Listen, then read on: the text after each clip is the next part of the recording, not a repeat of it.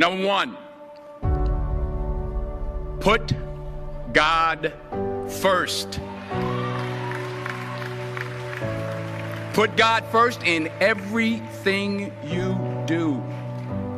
Everything that you think you see in me, everything that I've accomplished, everything that you think I have, and I have a few things, everything that I have is by the grace of God.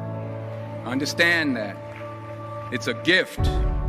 40 years ago, March 27th, 1975, it was 40 years ago, just this past March, I was flunking out of college.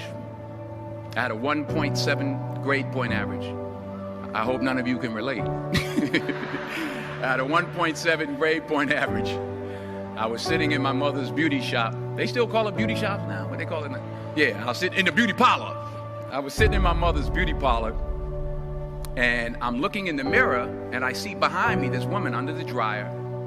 And every time she looked up, every time I looked up, she was looking at me, just looking me in the eye.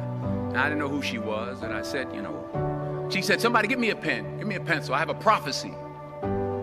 March 27, 1975, she said, boy, you are gonna travel the world and speak to millions. Everything you do, if you think you wanna do what you think I've done, then do what I've done and stick with God. Number two, fail big.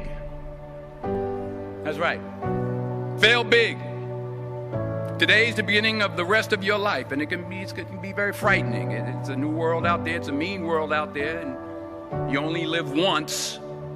So do what you feel passionate about. Take chances professionally. Don't be afraid to fail. There's an old IQ test, was 9 dots, and you had to draw 5 lines with a pencil within these 9 dots without lifting the pencil. The only way to do it was to go outside the box. So don't be afraid to go outside the box. Don't be afraid to think outside the box. Don't be afraid to fail big, to dream. I try to achieve your goals. You must apply discipline, which you've already done, and consistency every day, not just on Tuesday and miss a few days. You have to work at it every day. You have to plan every day. You've heard the saying, we don't plan to fail, we fail to plan. Hard work works. Working really hard is what successful people do. And in this text, tweet, twerk world that you've grown up in, remember, just because you're doing a lot more doesn't mean you're getting a lot more done. Remember that. Just because you're doing a lot more doesn't mean you're getting a lot more done.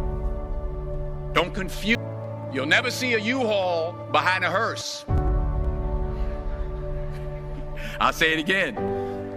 You'll never see a U-Haul behind a hearse. I don't care how much money you make, you can't take it with you. And it's not how much you have. It's what you do with what you have. We all have different talents. Some of you will be doctors, some lawyers, some scientists, some educators, some nurses. And while you're down there, say thank you for grace. Thank you for mercy. Thank you for understanding. Thank you for wisdom. Thank you for parents. Thank you for love. Thank you for kindness. Thank you for humility. Thank you for peace. Thank you for prosperity. Say thank you in advance for what's already yours. That's how I live my life. That's why I am, one of the reasons why I am today. Say thank you in advance for what is already yours. True desire in the heart for anything good is God's proof to you, sent beforehand to indicate that it's yours already. I'll say it again. True desire in the heart, that itch that you have, whatever it is you want to do, that thing that you want to do to help others and to grow and to make money, that desire, that itch, that's God's proof to you, sent beforehand already to indicate that it's yours. And anything you want good, you can have. So claim it. Work hard to get it. When you get it, reach back. Pull someone else up. Each one, teach one.